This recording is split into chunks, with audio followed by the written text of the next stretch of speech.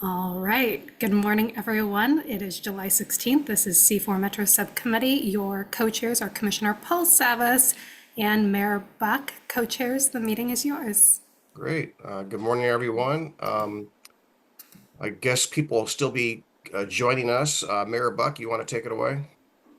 Yes, good morning, everyone. Thanks, Commissioner. Sure thing. Yeah, are we ready on our do we have our guests here for the I-5 bridge? That is correct. Gentlemen. So we're going to hear first this morning on the IBR, which is also an item on JPAC's agenda for tomorrow. We're considering several MTIP amendments, the 3 MTIP amendments related to the IBR. And then, of course, after that, we're going to get an update from Jamie and Jeff on the RUFA Step 2.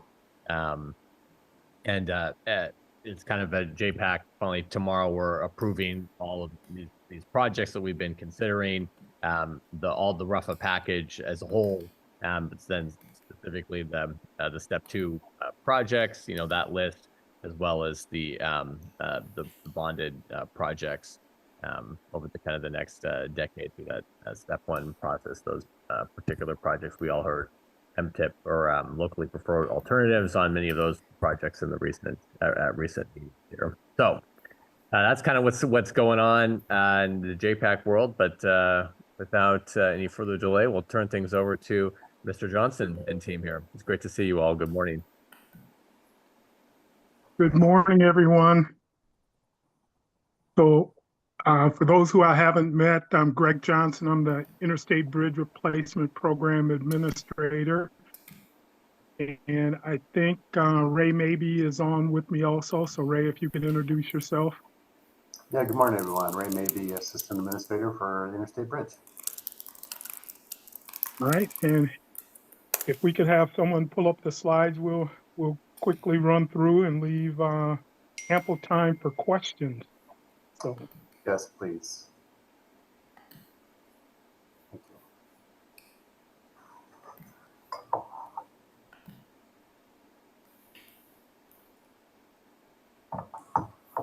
So while the screen is coming up, yeah, it was mentioned that we have some MTIP amendments coming before JPAC.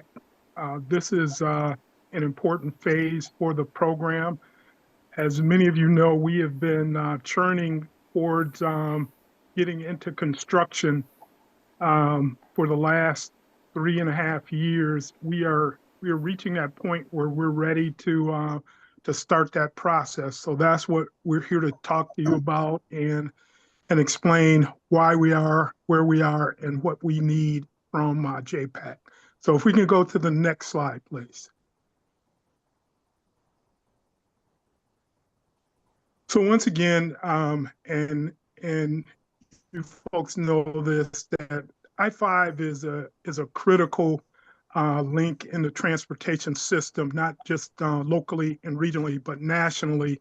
It is a connector for all of the West Coast ports that are sending goods going north and south up and down the coast between Mexico and Canada. So this bridge carries over $132 million worth of goods every day, 7 days a week, 365 days a year. So once again, this is one of the most important freight corridors, not only on the West Coast, but in the country. So we have a bridge, one that is 108 years old and one that is 67 years old. So this infrastructure has served us well, but it is not earthquake resilient. We don't know that it would withstand a major earthquake. So we are looking to implement and get this project into construction as quick as possible, because we know the Cascadia subduction is probably a little bit overdue for a major movement. So once again, the team is working to make sure that we are prepared and ready to go into construction.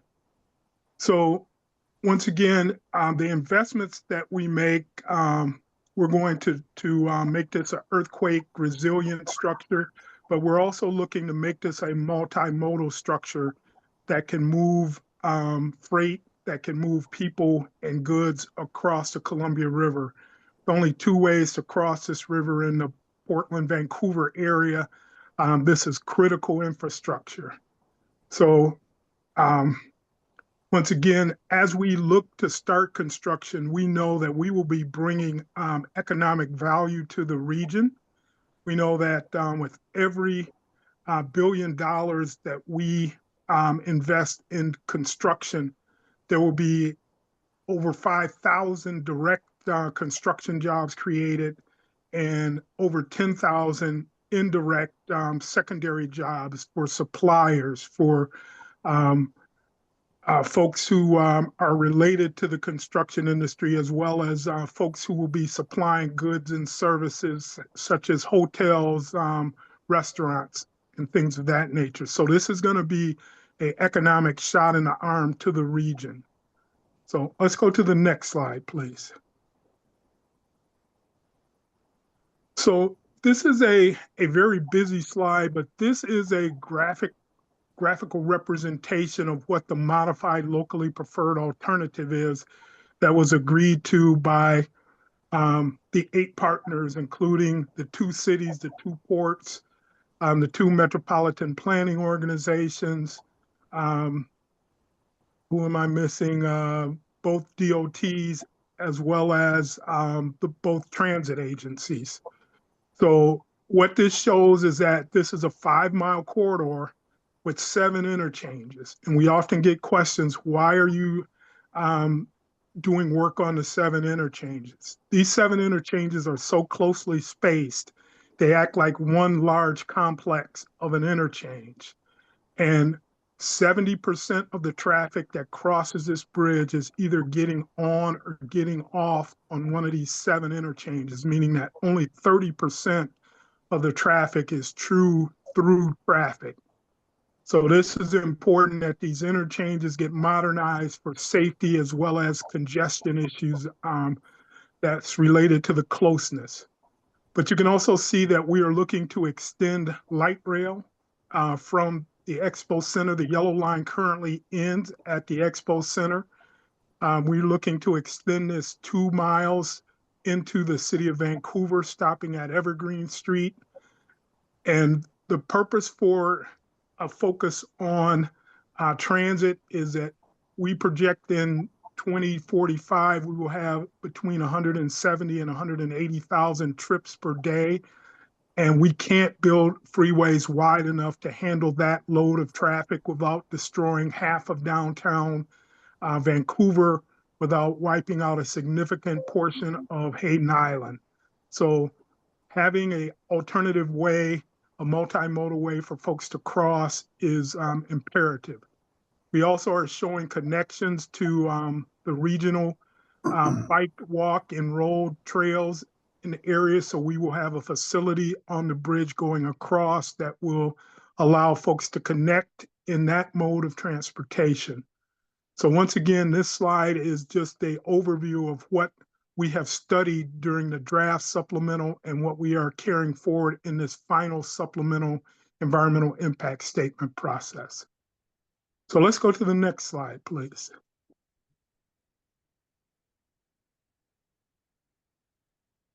So this is our program schedule, and we have been in that green box, the environmental box, for a number of years. This is not a quick process. Our team has been working and focused on getting through the NEPA process, the National Environmental Policy Act. We are at the tail end. We are hoping to have what's called a federal record of decision sometime near the first quarter of 2026. And that's one of the key reasons we are here, because once we reach that record of decision, that will allow us to go into construction and start accessing some of the large federal grants that Ray will talk about in his portion of the presentation.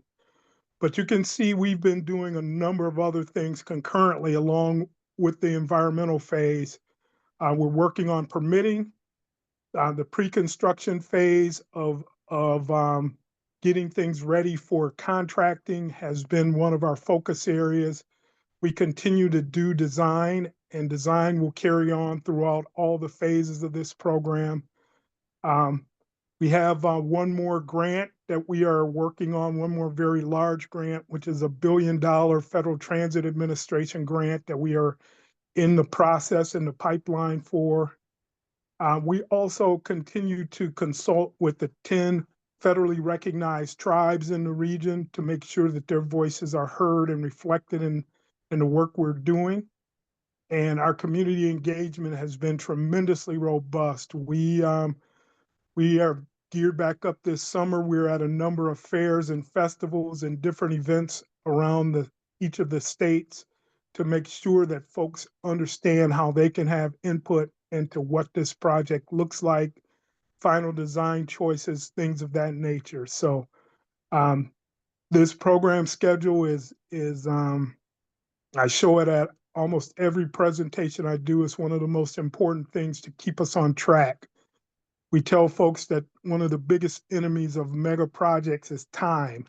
So staying on schedule is key critical for us to maintain a budget as we move forward. So let's go to the next slide, please. And this, I'm going to turn it over to Ray to walk you through some of our funding sources and a few other items. Go ahead, Ray.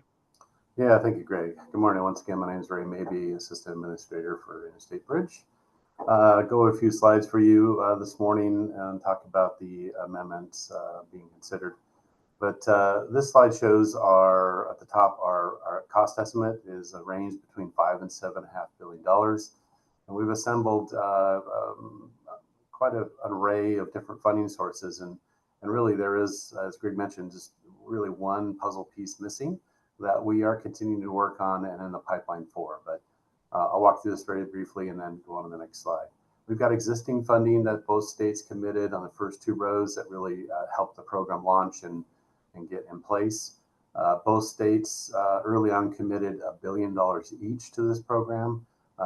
In the lead was the Washington legislature doing that.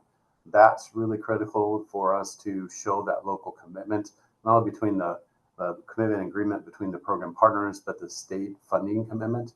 That really, those two things really leverage the ability to seek and secure federal grants. They like to be the last dollar in. And I'm pleased to say that we have been successful in pulling in record size grants from two programs, the Federal Highway Administration Bridge Investment Program Grant. We got a $1.5 billion grant there, and the US DOT Mega Grant, a $600 million grant there. Both record sizes for those two grant programs. And then recently, the City of Vancouver and Washington DOT were co-applicants for a Reconnecting Communities pilot grant for $30 million. So we're continuing to seek those federal funds. We've got toll authority from both states, and we've got a net toll revenue estimate of between $1.1 and $1.6 billion.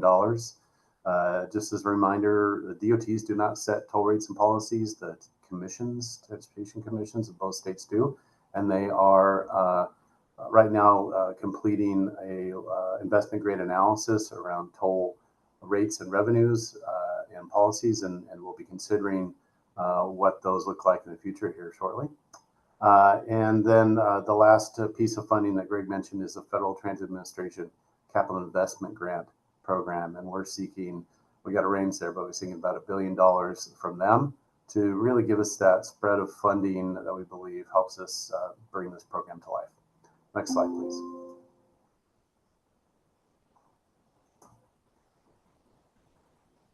Excellent. So this is just a quick slide. I won't dwell on this one, but it shows how we've got those two grants I mentioned, the Mega Grant and the BIP, our Bridge Investment Program Grant. Those grants have been signed and executed with Federal Highway Administration, and as part of that execution of the grants, we had to obligate a small amount of funds, so that shows that. The Reconnecting Communities pilot grant has yet to have a grant agreement in place, and as Greg mentioned, we are in the pipeline for the capital investment grant process with FTA. Next slide, please.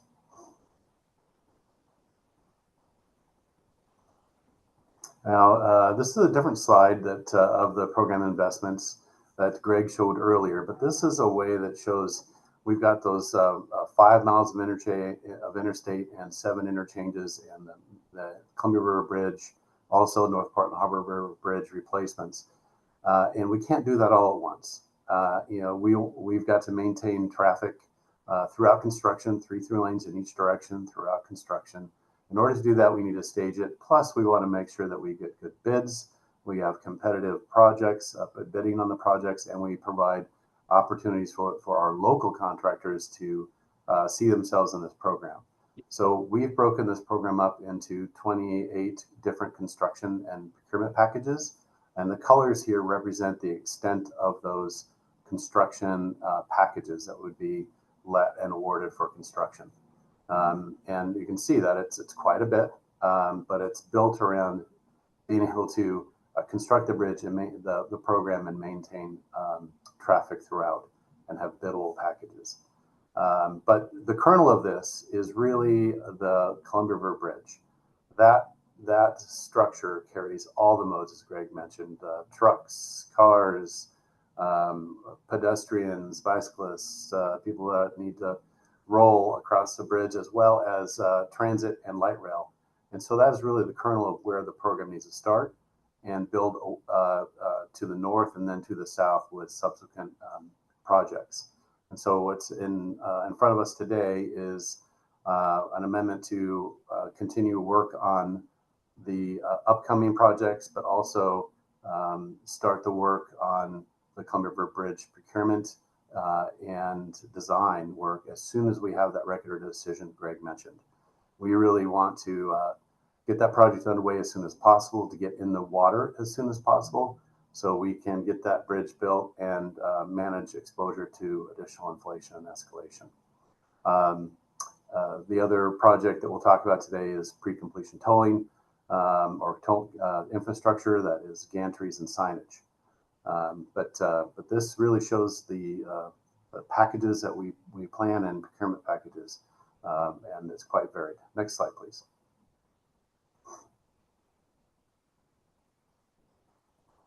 Okay, so just briefly, again, this is the first of the amendments we're looking at.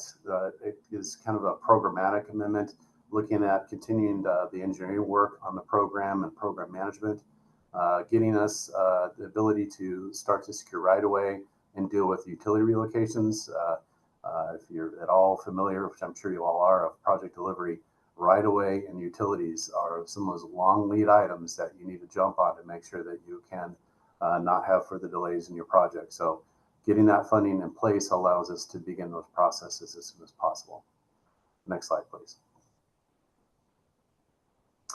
And as I mentioned, the Columbia River Bridge itself carries all those modes and connects all of them, and starting the work on the final design and getting a construction contract out or a procurement for a construction contract.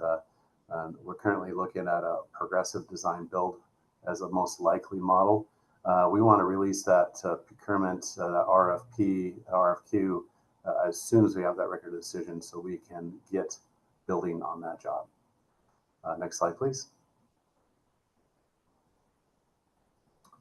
And then lastly, the other piece is the pre-completion tolling signage and gantries. What we're seeing in the industry is that sign structures are long lead items across the country. And getting started on that in long lead items, we want to do some pre-procurement of materials and have those ready for placement and then installation of the signage and electrical systems. Now, just as a reminder, pre-completion tolling is tolling before the bridge is in its final configuration, but at or concurrent with major construction in place, visible, showing that we're actually receiving some value for the money spent. Next slide, please. I think I turn it back over to Greg. So this is what's next for us. Right now, we've been in the process of seeking this STIP amendment both in Oregon and Washington.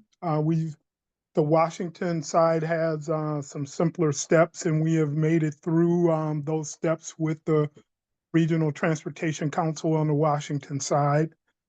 But other key items that are coming up, we plan to have a new cost estimate and financial plan update by the end of the year. We've heard criticisms of why have we waited so long. We had to get through the draft supplemental process, and to start a estimating process, this is not a days long or weeks long. This is a months long process to create a risk-based estimate for this project. And the more we know, gives us a better estimate of cost probability. So when you hear that criticism, that is the reason why we have not started this last year or years before. We needed to understand what we are building. But once again, we're looking to get to that final supplemental. We're still coordinating with our federal agencies. Secretary Meredith and I were in DC last week talking to US DOT and Federal Highway Administration about the project and the importance of getting this moved on and getting into construction and staying on a schedule. So we had over 10,000 or close to 10,000 comments come in during the draft supplemental. We are answering all of those as part of that process. And all of those answers will be published in that final supplemental environmental impact statement. And that amended record of decision that we've talked about, that is that key to unlocking the door to getting us into construction. So that is just a huge step that our team is focused on, keeping a schedule, and near and about the first quarter of 2026 being complete with that process. So let's go to the next slide, please. And this is our how do you stay connected and get the most up-to-date information with us. We have a great website, an award-winning website that shows all of our activities. You can follow every step of our processes. We also have a monthly newsletter that we publish and you can subscribe to get updates.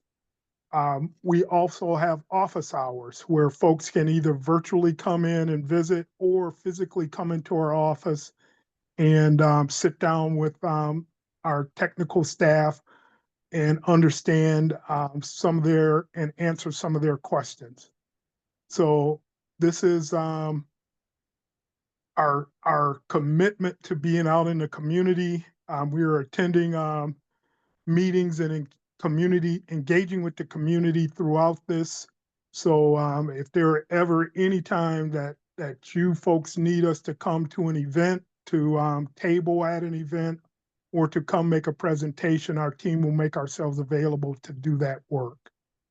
So with that, I think that's our last slide, and we can start answering any questions that you may have. Thank you, gentlemen. And I know you have a hard stop at 8 o'clock, so let's all keep that in mind. All right, Mayor Milch, go ahead. Greg, you mentioned that part of the reason you were working on those 7 interchanges was because about 70% of the traffic on the bridge is more locally generated versus 30% of through traffic. And Ray, you talked about the analysis of the tolling rates and policies. What is your analysis showing about how much of that locally generated traffic might decide to divert to the 205 freeway rather than the I-5? Which would have a greater impact on Clackamas County? So right now, our current studies show that we could expect a 3% diversion rate where folks are close enough to 205 to where they could make a choice. But we know that I-205 is oversubscribed currently. our bridge carries 143,000 vehicles per day today, whereas 205 carries 170,000 vehicles per day. So we think that folks will value their time as they go into the future, and I-5 is the shortest of the two routes for the vast majority of traffic. So we know that we will see some diversion, both long-term and short-term during construction. And we're going to be doing all of the things to make sure folks stay on in the I-5 corridor if that's the destination and the quickest way to get to where they're going. So we've been looking at this issue and trying to understand it as best possible. We talked about some mitigating things to possibly do some signal retiming on key routes that may help free up traffic, both to stay on I-5 and to get to I-5. But also if we see problems near 205, we can work with the communities also to do things like taking the signals and timing them appropriately to flush traffic through our key points. Yeah, the other thing maybe I can mention too is we are looking to get revenue service, basically the light rail operational. That's one of our priorities, get that operational as possible to allow for that as an alternative through the area. And we think that would help provide value as well. Thank you. Commissioner Savas? Yeah, thank you. Thanks for the presentation, Greg and team. I'm wondering about the scale of federal commitment dollars. I know it's about 2 billion if I recall, and I'm worried about shortfalls, right? So let's just say, because this could be the most expensive bridge in the history of the United States. 6.45 is what the Bay Bridge cost between San Francisco and Oakland. So obviously inflation, is a big factor in this, but just the magnitude of this project and knowing inflationary controls and tariffs, we don't know what the future is. What happens if there is let's just say a 20% increase in the cost of the bridge between now and after all the approvals? Where do we have any sense of where those dollars would come from? Well, maybe Greg, I can step in this one first. Go ahead, Ray. But great question. Thank you for that. The overall program estimate is for all those investments that you saw, not just the bridge. So the bridge is a portion of that amount for the bridge replacement itself for the Columbia River Bridge. And this is going to be a long construction program, largely kind of due to the fact that we need to stage construction and have many of those construction packages so we can keep traffic moving. So we anticipate this to be up to 15 years of construction. And a lot can happen in 15 years. Some of you on the screen may be familiar with the statewide bridge program, the OTIA 3, Oregon Transportation Investment Act program that the state did about 20 years ago. I was part of that. It was a 10-year, $1.3 billion job. And as we started that work, we started to see record inflation. I think China was getting ready for the Olympics. We saw fuel start to go up. Our estimates started to balloon, and it looked like we couldn't afford the program. But over time, things changed. The economy changed. We actually came in under budget and on time. So as we look at a program of this length and duration, there's a lot that we can control to help manage costs and a lot we don't. But the thing we also control is how we start and when we start. We know if we delay construction, we lock in increases. As Greg mentioned, schedule is the enemy of a mega project, so getting started is key. So we can start to begin the work, avoid those initial costs of escalation inflation, and begin to manage through the program. Getting started is key, and do our best to handle the things that come with us throughout the period. We've committed not to go back to the states for additional funding. We feel that the grants that we have, the 2.1 billion that we have to date, are as committed as they can be. And we see this, we've heard this is a project of significance to Secretary Duffy, wants to see this get built. So we think we've got good support. And as evidenced by the $30 million grant that WashDOT and Vancouver got. We're not done going after additional grants. Thank you.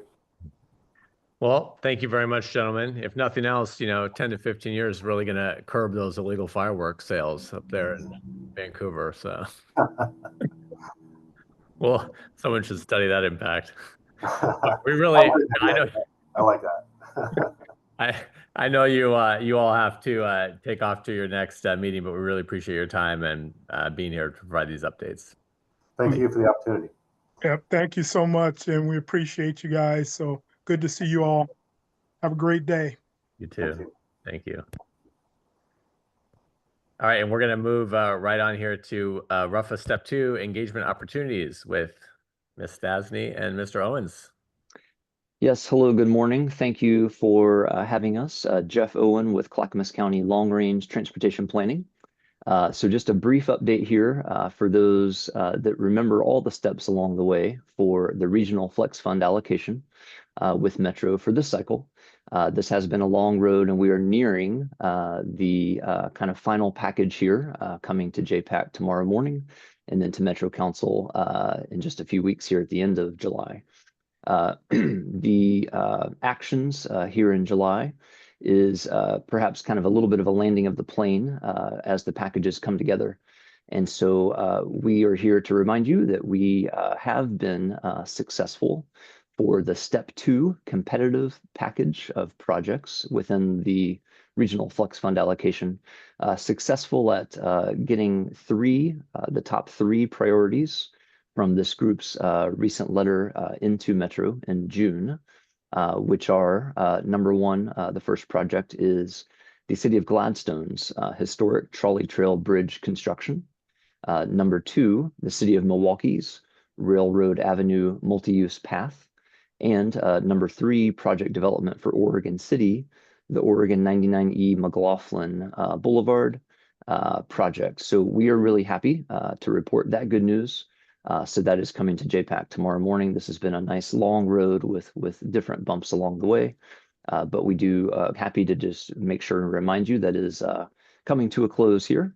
And then I'll pass it over to Jamie as well to touch on the engagement opportunity. The actions tomorrow, sorry, real quick. It is kind of all of the above that we have been discussing the past few months. So it's Step 1 commitments and Step 2 competitive packages there. So over to Ms. Stasny. Thanks, Jeff. Good morning, everyone. Jamie Stasny, Transportation and Land Use Policy Manager at Clackamas County. Just wanted to jump in here to thank you all for all of your support and advocacy through this very long and arduous RIFA process. It's been intense. It's been, I think, over a year since we started working on this, or getting close to it at least. So just wanted to say thank you for that. I think all of your hard work is really paying off. Things are looking great.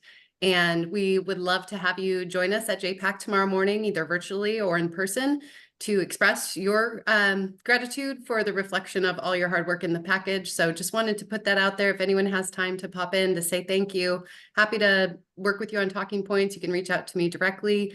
There will also be an opportunity at the Metro Council meeting coming up the week of the 24th. So I believe it is actually on the 24th. Is that correct, Councilor Lewis? Do you know 24th? Okay. So testimony could happen there as well, but just wanted to say thank you. Want to encourage you all to keep showing up, and happy to answer questions if anyone has them.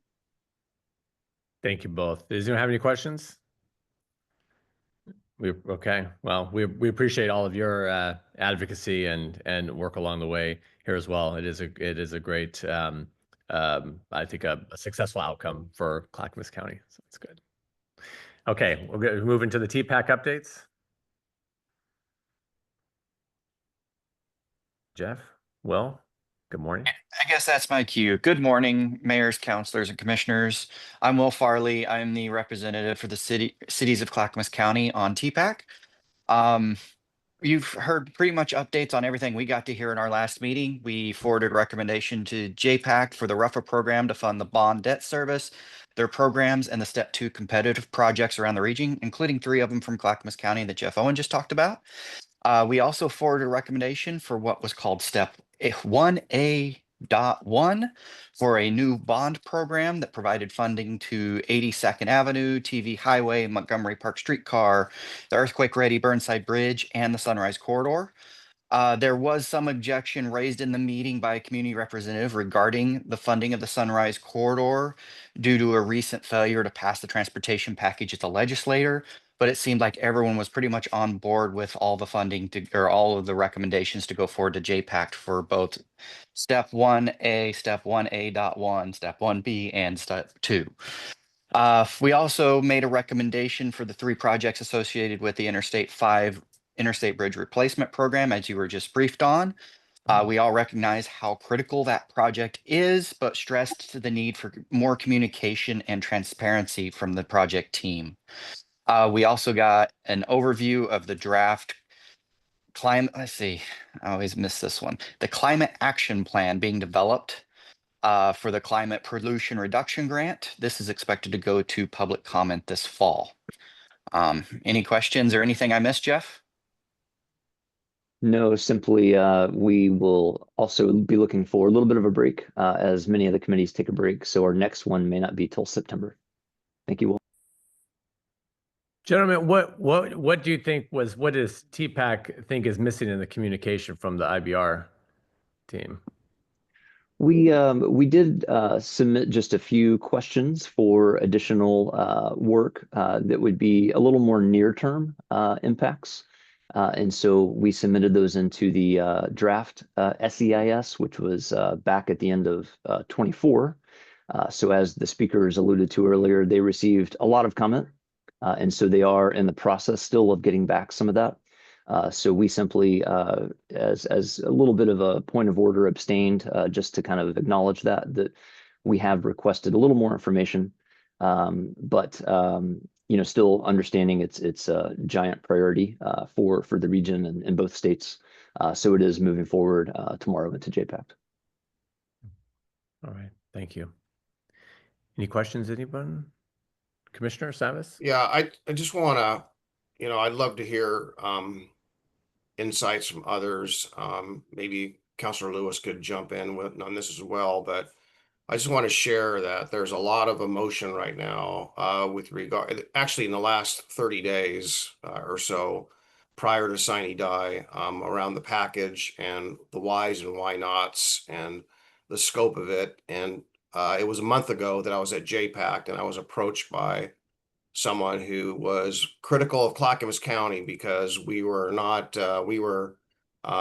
only, the quote was, why are only Clackamas County state legislators fighting the transportation package, which was not true, actually.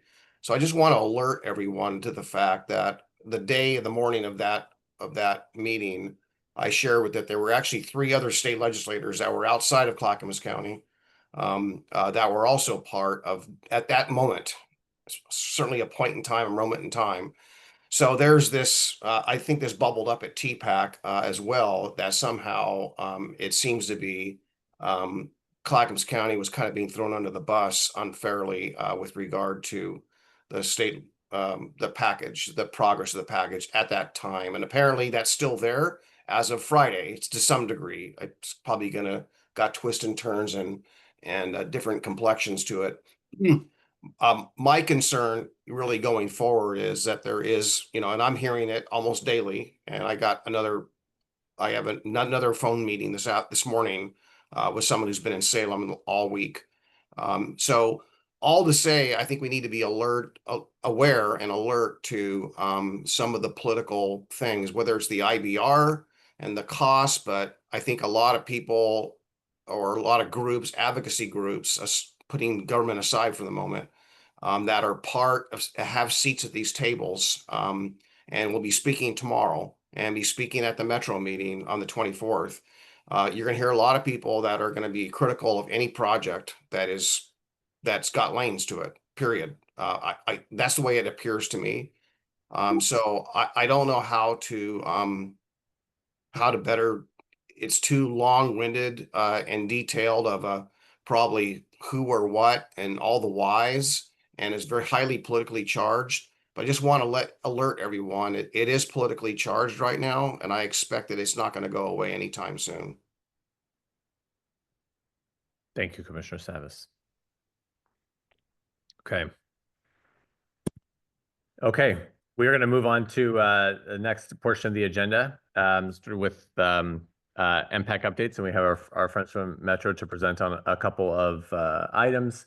But at the upcoming next MPAC meeting, we are going to receive a legislative update and then also a report on the regional housing coordination strategy, which some of us may have heard an update on this before at this meeting or other meetings.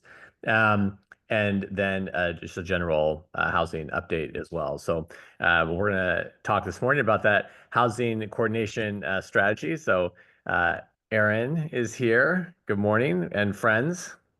It's great to see you all. Good morning. Man, the light at my office is awful for Zoom, isn't it? I'm going to work on that while Laura is speaking. But anyway, hopefully you can see me through this glare. Hi, everyone. I'm Erin Key, and I'm a manager in the planning department at Metro. And we have been here to give you an update of the regional housing coordination strategy. Laura and I were here in a couple months ago, and we were telling you about the scope of work for this project. So now we're well into it. We've got an amazing list of great ideas, many of which came from your staff. So we're going to go over that engagement, how your staff and many others were involved, how the ideas came together, how we evaluated them, and then what we're doing now, how we get to a strategy. You'll remember that that strategy needs to be done by the end of this calendar year, according to the state of Oregon. So that's what we're working towards. So it's my pleasure to introduce Laura Combs. Laura is an associate planner in the planning department at Metro. And she's going to tell you a little bit more about this, and then I'll stay around for questions. Great. Thanks, Erin. Good morning, everyone. Happy to be here to share a bit about what we've been up to since the last time we shared an update about the regional housing coordination strategy. So just for a quick refresher, this is Metro's responsibility in response to the Oregon Housing Needs Analysis. 18 cities in the Metro region are required to create their own housing production strategies every 6 years. And then Metro's responsibility is to create a regional housing coordination strategy. And as Erin mentioned, that is required for us to be completed by the end of this year. So at its most basic, the regional housing coordination strategy is our commitment, our list of actions that we will take to promote housing production, affordability, and choice. The strategy is also about building on work that we're already doing in the housing space and our current efforts, learning from strategies that we've done well at, and really identifying areas where we as the regional government are uniquely positioned to add value to the work of our local partners. We really want this strategy to be complementary and not duplicative of the work that's being done at the local level. So the outcomes of this strategy, we want to be promoting the development of housing, that's the needed housing. We understand needed housing through the demographic and socioeconomic analysis. That's a required component of this work, as well as what we're hearing from our qualitative engagement through focus groups, interviews, going to member meetings. All of this helps us to understand the bigger picture of needed housing in our region. Another big component of this strategy is our commitment to affirmatively furthering fair housing. So that means that the actions in our strategy, when taken together, should help address the disparities in housing needs and create more access to opportunity. The area in our strategy that we're most capturing that AFFH impact is through our evaluation approach of our list of actions, and I'll talk about that a little bit later. So currently, right now, we are wrapping up our engagement phase. As Erin mentioned, we've heard a lot of ideas for actions. We've been working on narrowing those down. And at this point in our engagement, we're sharing that refined list to get some final feedback from folks before we begin to draft the strategy itself. We've moved through our evaluation. We're at the point of trying to add more detail and understand prioritization. And we'll be working towards releasing a public draft of the strategy in September for public comment. So we'll keep you all posted when that is up on our website. The adoption period will kick off later this fall, and Metro Council will work towards adopting the strategy by the end of December. So when it came to generating the list of actions, these were not just ideas from our project team. We really wanted the strategy to feel representative of a wide variety of perspectives and input. We have brought together what we are calling our implementers work group, which is made up of planning and housing staff from every jurisdiction, cities and counties that are required to do a housing production strategy. It was really important for us to walk through this whole process with that group. We've done 3 meetings with them so far, and we have 1 final meeting in August, to make sure that our strategy was going to be complementary and helpful and supportive of work being done at the local level. This group has been really helpful to us in refining our list, refining our evaluation approach, and it's been great to be working side by side with them. Additionally, we've had several focus groups and member meetings with housing developers, housing advocacy organizations, folks working in financing to make sure that we're understanding all sorts of barriers that folks are facing when it comes to producing and accessing housing, and that we've captured a wide variety of voices and perspectives in this list of actions. We've also been coordinating amongst ourselves here at Metro across our departments to start understanding which groups would be taking on actions that move forward. We've kept all of MTAC and MPAC up to speed. We'll be at MPAC next week, providing a very similar update. And we've done research and interviews as well, just to make sure we have a really great understanding of the needs and perspectives.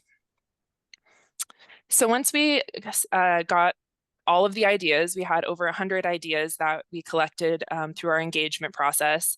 We know we needed to narrow it down so we could begin the evaluation process. So our project team combined similar ideas, added detail to some ideas, or removed some suggested actions that were maybe written more as a goal or didn't have quite enough detail in order for us to evaluate them.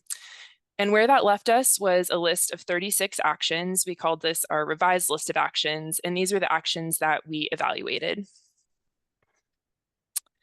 So our evaluation approach was based partially on what we're required to do as part of the state statute and partially on what we thought was good sense to do in order to understand the organizational impact of a certain action.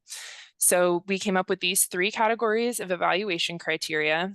The operational considerations and impact is where we understand what's the impact to Metro in terms of staffing, cost, feasibility for it to be implemented within 6 years.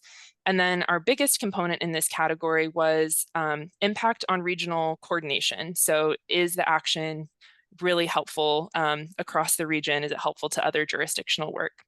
So every action received a numeric score from the operational considerations and impact category. And then for the other 2 evaluation criteria, we use these more of buckets of different types of impact on housing stock, and then different buckets for fair housing principles.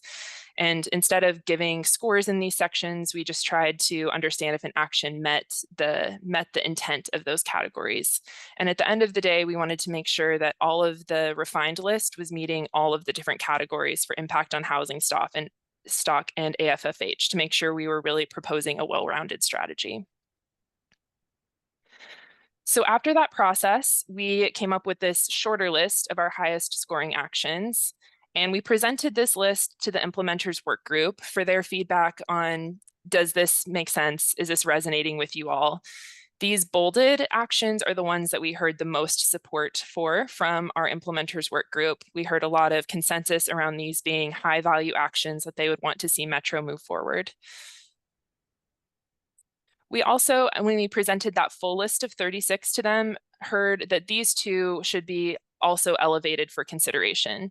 These 2 actions weren't amongst the highest scoring, but received a lot of support from that engagement. So we are moving these up to consider prioritizing them along with those other higher scoring actions. But right now we still are seeking feedback from our own Metro Council to hear about their priorities. And the next steps as the project team will be to add more detail to these actions to understand funding sources, cost impact, to understand which team in Metro will actually be moving these forward and what combination of actions will be feasible for us to commit to completing within the next 6 years. So this is where we are in the process. You can see we've made it through quite a lot of work. We provided an update to MTAC last week, or actually tomorrow, right now. After this meeting, we'll be providing an update to MTAC. MPAC will be next week and council at the end of the month. Then we'll be moving towards releasing that public draft for review in September, and then going through our review and approval process with our Metro Council later this fall. So that's it from me in terms of project updates. And as Aaron mentioned, we're both here to help answer any questions or comments that you all might have. Thank you both very much. Colleagues, any questions? Comments? No? Yeah, Mayor Milch? I do.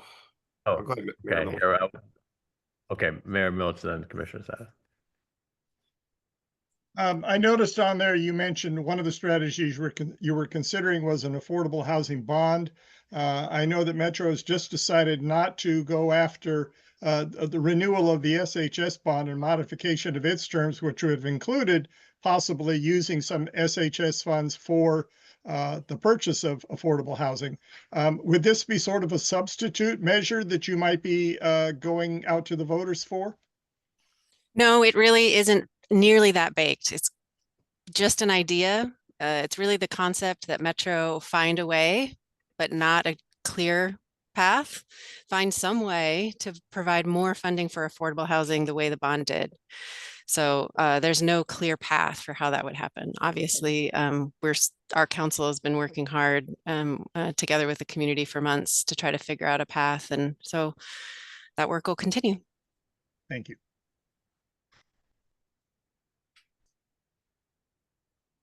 Yeah, so my question is along the lines, or just more of a comment than it is a question. But one part of the question is how much of the private sector industry, the home builders and all the related industries are part of, or what percentage of the conversation or the groups are they? And because what I hear often is to them, it appears as though it's pretty lopsided. And I think they're pragmatic and practical barriers that they see and their approach that they have does not seem to actually make it sometimes to the decision makers or government. And so we're perceived, and it's kind of historical, we're perceived as the government really gets more in the way than it does anything else. But when it comes to whether it's density or parking requirements or whatever, I think there's places in the region that maybe that fits, and there's places where it does not fit. Whether it's topography or whether it's absence of any transit or any hopes of pathway towards any transit. There's just a lot that we seem to kind of regulate on a cookie cutter approach as opposed to an individualized approach. And then we have the state at the state level, which is kind of mandating a lot of zoning or things that kind of more mandate the housing irrespective of any zoning or any kind of city charter or home rule or infrastructure requirements or lack of infrastructure. It seems like it's like just build the housing and ignore the fact that a lot of those things aren't in place or will never be in place. So I'm just kind of wondering what percentage, here's my question again, I'll just restate it. What percentage of the people and the groups you're working with are industry based? So I haven't done that math, but my guess is that it's somewhere between a quarter and a half. We've been to, we jointly hosted a work group with HBA, the Home Builders Association. So they brought their members out to have a meeting with us. And then there was a follow-up a couple of weeks later. We met with a group of developers and financiers, a special focus group. We had a focus group focused on.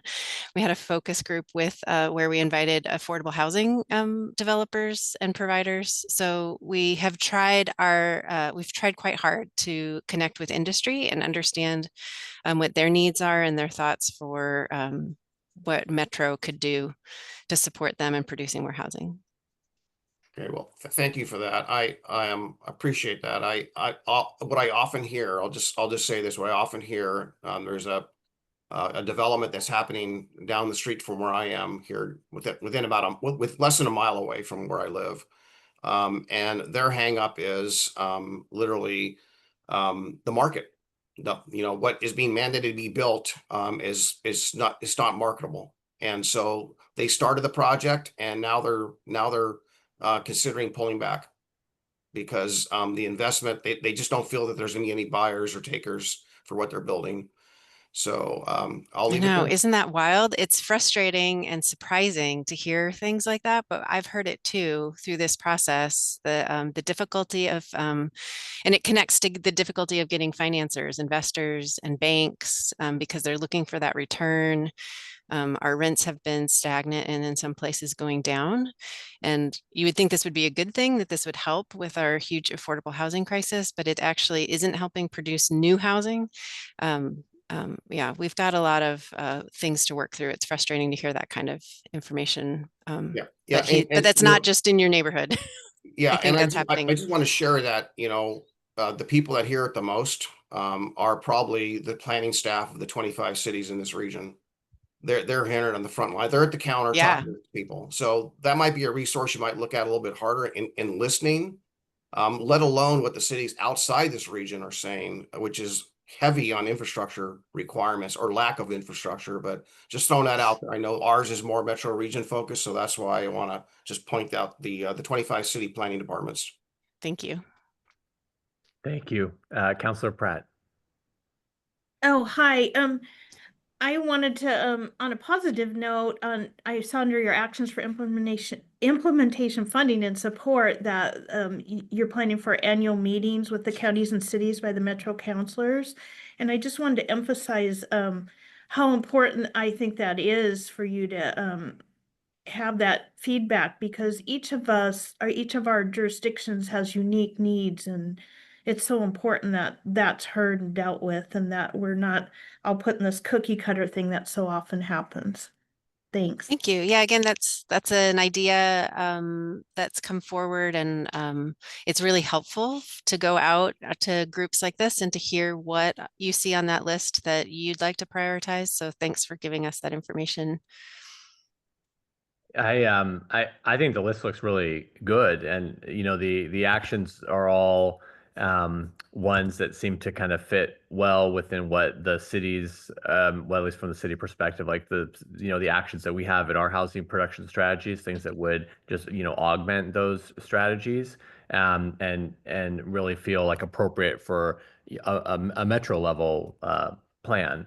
And so I really appreciate what you've come up with here. I mean, especially when we hear like around the city table too, is with city budgets being constrained. I mean, it as we all know, it takes the support of the city officials to get a lot of, especially the affordable housing projects built. And I hear more of like a reticence to move forward with those projects because they often come with the SDC waivers, tax abatements. People are like, we can't afford it. We just can't afford to continue doing these projects. So that kind of financial assistance, especially, I mean, even like the land banking I mean, it's just so critical because most cities just don't have that flexible money, and the land is always so, those opportunities are always so short-lived. And so those are great opportunities that can help and relieving some of that financial pressure the cities are facing, making these difficult, decisions can really help continue to advance these regional goals too. Yeah, Sorry, Mary, go ahead. I'm really glad you said money, because thank you for, I'm glad that we're Just as getting I- a good target, but I do want to say that we have to put together a package at this point of what we think Metro can do. And so there's going to be some tough conversations ahead internally just about what the right package is. And we don't have an endless source of money. We don't have a secret money tree in the basement here at this office. I wish we did. So we'll have to figure out what we think a realistic package is and where we think some of the funding could come from. And we're kind of all in this budget struggle together. But I'm glad, it's really helpful to know that we've got the right selection of things that are keeping us in our lane and that are supportive. Thank you, Aaron. Sorry, Councilor Anderson, go ahead. Nope, I was having headphones problems and jumped in at the wrong time. I just wanted to call out your land banking strategy, especially. I know in Milwaukee, we're trying to implement land banking strategies, but like Mayor Buck was saying, it just takes a different level of capital that I think a regional government with, in some ways, more capital at its disposal is better poised to use. And I hear from developers constantly that when you're trying to build affordable housing, that uncertainty with land and how long you can hold it is a real barrier. And I think this is a spot where government is uniquely poised to acquire an asset and hold on to it for a time a little bit longer than a developer might be willing to. So continuing to partner with cities on those projects, I think will be really, really helpful going forward. Thank you. Thank you, Counselor. All right. Okay, Aaron, Laura, thank you very much for coming. It's been great to have this update. Thanks for the good work. Thank you. Thank you for having us. We'll see you later. Okay. Okay. All right. So next up, Jessica Deb is here to talk to us about the Metro Future Vision Project. Jess, good morning. It's good to have you. Yeah, good morning. Thanks for having me. I'm Jess Sedem. I'm a principal regional planner here at Metro, and I'm the project manager for this future vision work that we are have been talking about for a little while. We're just sort of just getting underway, and I've got some slides to share. I know I was here back in April, so you've already heard a little bit about this, but I'll kind of let you know where we're up to at this point. Okay. All right, so just a little bit of a reminder of the context that we have here at Metro for this project. Future Vision is included in Metro's voter-approved charter, and this is a sample of the language that the charter provides for our direction in this work. This is a long-term and visionary outlook for a 50-year period. That is a time horizon that not a lot of entities attempt to vision on, and I am continuing to try to remind myself and everyone that we are working on a vision and not a plan. Planning on a 50-year time horizon is really futile. Visioning is perhaps exciting and imaginative. That's the perspective that we're trying to take with that time horizon. I also want to remind everyone that this vision is not going to be a regulatory document. It will result in changes eventually to policies and programs, but the vision itself is not regulation. And last, the charter tells us that we need to appoint a commission to develop and recommend this future vision to Metro Council, and I'll talk a little bit more about that later. This is a little bit of what I just talked about, that we are going to be updating the vision. That's the 50-year time horizon. Eventually, with that vision update, we'll have an implementation plan that is shorter time horizon in the 5 to 10-year time horizon. Again, often when people think of a vision for the metro region, they think of the 2040 growth concept. That's not what we're going to be updating right now, but we do know that eventually an update to Metro's framework plan broadly will happen, and the 2040 growth concept is actually part of that framework plan. Just yesterday, we were chatting with colleagues about the work that other folks here at Metro are doing on regional heat and heat preparedness. And so they're unknown to many, there is actually a disaster preparedness chapter of the framework plan. So that's another type of topic area that eventually probably would get updated and to include something like heat potentially. Right now it has a pretty limited scope that it talks about, but that's eventually an action we would see out of a vision update and then that implementation plan. But today I'm really going to be focusing on that gray box, what are we doing to get to that vision update? We have worked a bunch with our Metro counselor to determine kind of what we as an agency would like to see out of this process. And really at its core, we are hoping that this is a process that gets to a vision where partners across the region are excited to work together toward that 50-year vision.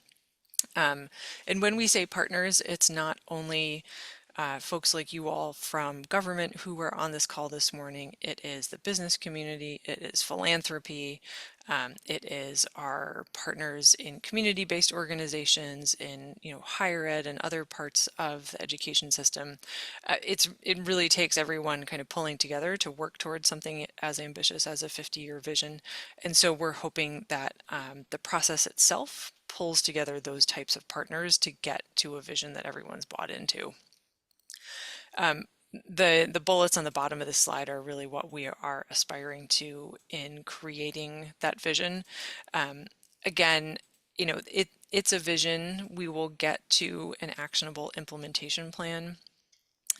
We want it to be clear, unified, and internally consistent. We don't want to run a process where we've got different groups of folks talking at different times and we don't have kind of a reconciliation at the end of different themes that have been talked about. This is something that needs to be unique to our region. I think it was Councillor Nolan in one of our discussions who said very clearly, we don't want a vision where you could take the Portland region name off the cover and put someone else's on and have it still be applicable. We want to find and really highlight what it is that's special about the place that we've all chosen to live. We also want to make sure that it's resonant with and relevant to the people in this region. The thing I've been saying to folks is that hopefully your neighbors will know we're doing this. It's not just us who are kind of all in on this, that, when you're on the sidelines of your kid's soccer game, you might be able to have a conversation about this, pull up a video that we've made and look at it together and chat about it. And then lastly, this hopefully is something that is actively used by Metro and partners to inform decisions in the region. Our current future vision from 1995 is not something, honestly, that comes up at Metro as a point when we're making decisions about programs, about policies. It's not something that we necessarily look toward, and we want this to actually be relevant. I talked about these a little bit last time as well. Council's given us direction on what the topic areas are that that this vision should address, and these are actually the topic areas that were included in the charge to the Future Vision Commission. So you can see this is really a broad-ranging effort. It's not just transportation and land use like the growth concept. We're getting into those questions that are bigger picture about what does a thriving region really look like, and honestly, what can we be doing to envision a thriving region over that 50-year time horizon when we don't actually have a lot of certainty about what happens between now and 50 years from now. So how are we going to get there? This is a very broad outline of the process that we're envisioning. We'll be refining this with a consultant team who we'll be bringing on board later this summer. Like any good project at Metro, we're going to start with some research, looking into, we've already done some look into other visions that have been created throughout the region. We're diving into past public opinion research that Metro has done and potentially creating a bit of a work program along those lines for this project. Our consultant team will be doing work on understanding current trends and potential futures. And then we have an RFP out right now for an equity audit of the 2040 growth concept. That's an outgrowth of last year's urban growth management process. And then we'll also be doing some of that internal look at, what is it that has been successful or less successful about the 2040 growth concept and its implementation in the Metro region. Even though that's not the thing that we're updating right now, it's been so fundamental to who we are and how we've grown over the last 30 years that we feel like we need to do some of that examination now. We're intending that we're going to have 2 moments of really broad engagement with the region, first on values and then later on priorities. Those will happen both in 2026. The commission will be meeting throughout that time, but we're also really going to be engaging more broadly than just that group with folks throughout the region who are kind of at that implementer, decision maker, key stakeholder level. To be determined with our consultant team exactly what that engagement looks like, but just know that that group of 23 folks who are on the commission are not the only people who are going to have a very strong role in what this vision looks like. We're hoping this work will be largely complete by the end of 2026, early 2027, and then heading into implementation plans. Just a quick note on engagement approaches. As I said, we're going to be refining this into an engagement strategy with our consultant team. The thing I want to call out here is creative input. We are really going to be thinking critically at Metro about how to engage artists and the creative community in this process for two reasons. One, we know and are learning that those folks and those means of engagement really can reach populations who don't typically engage with a government process. And so we want to use those approaches for that reason. And honestly, creatives are creative, they're imaginative, they can help us think differently and bigger when we're thinking on this 50-year time horizon. And then lastly, just about the commission, they are going to be the body that recommends that future vision to council. Their job is to consider all relevant information and public comment and really to focus on the vision, but consider implementation along the way.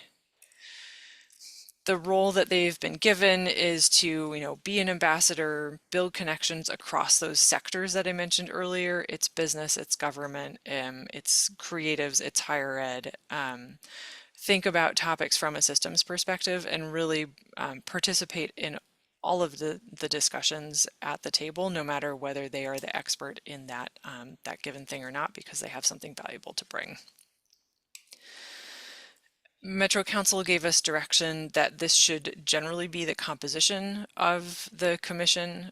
So we have, one non-voting chair who's Metro Councilor Gonzalez, 5 elected officials, at least 2 members per Metro Council district. And then beyond that threshold, we've kind of filled in based upon the need to, as best as we could, represent a lot of different interests and identities on this group. There is absolutely no way that 23 humans from this region could represent every last interest, every last identity. But we do really hope that through the broader engagement, we'll be bringing all those voices to the table. So this is the list of folks who were appointed by Metro Council on June 12th. These are just names on a page right now on your slide, but they are also listed on this web page, which is on our website now, and they have a district affiliation and then a very brief listing of kind of who they are and how they would like to be considered and identified in this process. So I'd encourage you all to take a look at that, and then beyond that, if you're interested more, most of them have a pretty robust web presence, so you can learn a little bit more about them. Back to presentation. So our next steps, as I mentioned, we have 2 RFPs out. That's for our general consultant team and for this equity audit of the growth concept. The commission will start meeting in September with the brilliant idea of our youngest commission member to first meet in a social context so that folks can really start to be comfortable working with one another, and then have their first kind of actual business meeting in October. And happy to take any questions about this process and where we're going. Thank you, Jess. Presentation. I imagine that the updated future vision will not include a preamble framing the Lewis and Clark expedition as one of peace and friendship. I highly doubt that. I also highly doubt that it will come across as the beginning of history in our region, which is also how that document starts. And actually, just in a very serious way on that note, I do want to call out the fact that we did have a sort of later appointment to the Future Vision Commission, who is a person who is representing the urban indigenous community. Brianna Bragg works for Multnomah County Health Department. And then separately from their role on the commission, this process will also involve a formal tribal consultation process that Metro will be running. And we're working with our tribal affairs staff on executing that. Right. Thank you. Commissioner Savage. Yeah, just a comment. I don't know. I haven't looked at the backgrounds of the composition of people that have been selected, and I don't know how, maybe the average family person, different age groups have different perspectives and want to live in different types of environments. But obviously, the American dream, or voices that represent the American dream, right, is often lost in a lot of these constructs. So again, the composition of people, I hope, is balanced because the market's telling us. Sometimes we don't listen to the market, but the market's telling us where we're going and where we're not going, or where people want to live. And right now, with the exodus of people that are leaving the area and the region, when it's historic, there's a lot of people that live in Clackamas County, a lot, stunning, that used to live in Portland to get away from Portland because they want to live in a suburban lifestyle. And I think that is lost. And if we don't listen to the market and listen to the people that, and that's an age group, people that want to start families is anywhere from their mid-20s to and up. And so that's just something I think is often lost. And if we look back at how successful you were in the 2040 plan as it relates to where people live in densities and housing types, I think we can learn a lot of lessons. Thank you. Yeah, it's a great point. Well, just to first touch on the commission composition, there is a pretty large range of ages. The the largest age group represented, I think, is that like kind of core working years people, like 35-ish to 55-ish. We do have people at the younger end and then the older end. There are folks who are both homeowners and renters. There are folks who identify as immigrants and refugees. There are people with a range of disabilities, people who travel by different modes. We actually asked all of those questions on the application. Certainly most people travel by car, but then we do have a couple folks who said, actually transit is my primary, walking or biking. Definitely a wide range of identities and how people experience the region. And I think your point about just sort of the balance of what people want and where they're locating is going to be a big and interesting theme that we talk about in this vision. We are a different region from who we were 30 years ago, and sort of the weight and balance of where people are living, where people want to live, where jobs are locating is very different from 1995. The great thing about our region, just think of like the communities represented on this screen. And I mean, we're also close together, only a few miles apart, but, attract all different types of folks. I think it's a great thing about the diversity of our region and the wide variety of different living environments that we have within all the cities and counties. Mayor Milch. One of the things about this kind of a plan is, you talk about 50 years going ahead. It's real hard to predict where the prominent sectors are going to be in our economy looking forward. And I wonder, how much role does Metro have in kind of guiding economic development at the regional level versus the state? The state invested in, the CHIPS Act and putting a lot of money into chip production. And what we've read in the news the last week or so makes us think, well, maybe that money wasn't, it turned out to be not such a good investment for the region, or for the state. What about, but how much is innovation in economy and strategies as far as different kinds of industries, how much will that be part of the scope of what you're looking at? I was actually going to ask whether Councillor Lewis wanted to weigh on this, and I see her hand up. So I'll let you start, Councillor, and then I'm happy to add. Sure. Thank you so much for the question. It's a great thing to consider, both as part of the future vision process, as Jess has described, but also something that council has taken up. We actually have currently a subcommittee of council working on economic development strategies, because we do have such an influence, but we do not currently have a formal role other than we have one staff person who pays attention to economic development. we approve a document and then we do nothing. So we are looking at ways that we can be a better implementer and partner with economic development agencies. Because when it comes to real money, cash on the table, that's Business Oregon, that's Prosper Portland, to some extent it's GPI, but we do not have a regional strategy for putting real money on the table. And that is why you see regions across the country who can pair both planning and money and actually win when it comes to attracting growth and development and business location. So I do think it has a role to play in the future vision, in particular around new sources of funding. Also thinking through which sectors we want to focus on, knowing that we're going to be wrong. We cannot say what's going to happen in 50 years.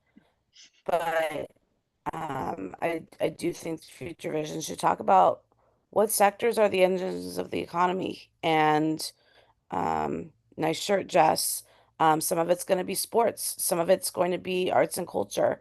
Some of it's going to be the sectors that we've already heard threads and studies and investment locally that hasn't made it to the regional level. And some of it's going to be looking at what's already happening organically across the region that doesn't yet have kind of the hub or the home base. I hope that answers your question. It does. I It's a know very I'm good going to a answer. subcommittee that's not yet issued our report, but we plan to issue our report at the end of this calendar year, so well before Future Vision, because we don't have time to lose.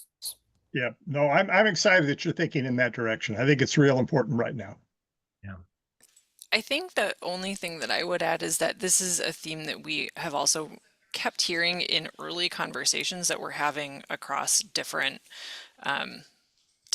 groups of folks. So yesterday, Councillor Lewis and I had a meeting with a bunch of, arts leaders in the region, leaders of prominent arts organizations in the region. And, the thing that they eventually got to is that, they can't be successful without folks here who can invest in their organizations in very serious ways. And that means that people have the money to do that.